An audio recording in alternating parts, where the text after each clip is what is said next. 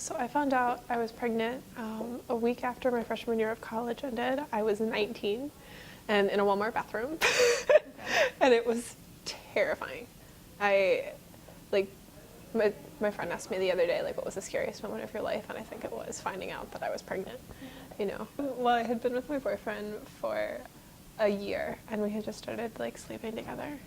And I wasn't on birth control yet, but, like, we had used protection and I was, like, 4 weeks late for my period, you know, and I'd been like testing and it kept coming back like negative, and I had even like gone to the gynecologist and gotten on birth control and they're like, start taking this because there's no possible way that you could be pregnant, you know. And so like my parents didn't know that I was sexually active. It was a big no in our family.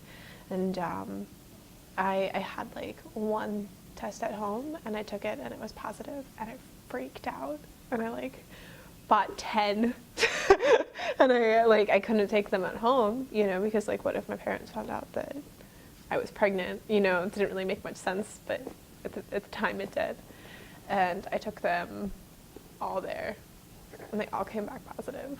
And like the janitor was like knocking on the door. I will never forget like cleaning and I'm sitting there like my life has changed, you know.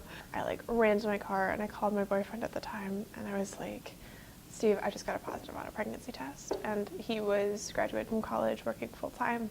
And he was like, I'm at work right now. I'll call you back when I can. And like hung up the phone. And I called a friend of mine and she didn't answer. And then I called my sister and my sister was like, you gotta tell our family. My mom was like, what happened, you know? And she jokingly asked, she's like, are you pregnant? And I was like, yeah. She was like, what? like, cause it was unexpected for her too. I thought a lot about me, you know, like I wasn't ready to have a baby and I wasn't the person that I thought I should be to have a baby. And I thought about all the things in my life that I would lose. You know, it was a very selfish thought process. I guess I decided that adoption would be better. And I started contacting adoption agencies, you know, almost immediately, without really telling anyone, just to like get information on what that looked like, because I knew I probably wouldn't have been able to emotionally cope with terminating. I couldn't get out of bed for weeks, you know. Like I was a nanny and so it was really hard to go to work and like see these girls and realize that like I was carrying one of those, you know. Like, I didn't know she was a girl at the time, but yeah, like I would lose that. I feel like as she grew, like inside of me, like I grew more and more into being a mother, you know, and almost automatically, I think you give up a lot when you find out that you're pregnant, you know. I mean, your life changes instantly from morning sickness to being 24 weeks and not being able to sleep through the night. Well, I found an adoption agency. I picked one out and I started looking through family profiles with her dad, because we were still together at that time.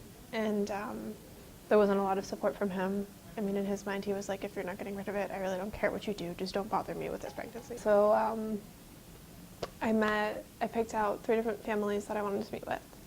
And we all got together in a Panera Bread. And like I compiled like a list, because I was like, if I'm gonna give you my baby, I have the right to ask you all the invasive questions, you know. And so I asked them about like their sex life and their disciplinary tactics, you know. When we found this like unicorn family, they were great and they deserved to have kids. And all of the families had been there because they weren't fertile. And then a day later, it was my birthday, and I realized that she was a girl.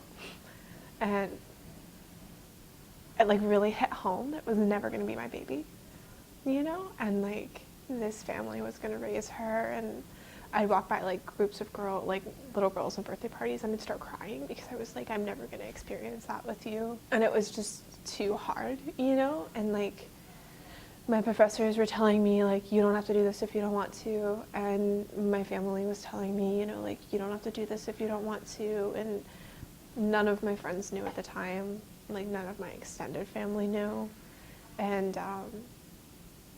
like, as I started to tell them, You know, they were like, we're going to be here for you. So I started looking into what it would mean to be a student and to be a mom, because I have a scholarship that covers my tuition. So I'm like, I can't, you know, I can't justify giving that up. And I started working with like Student and Family Services to find a daycare, to place her down in West Virginia, and looking at apartments and really seeing what the other side of it would look like. So I kept myself very detached from the pregnancy, like for the entire pregnancy. So when she was born, she didn't feel like she was mine.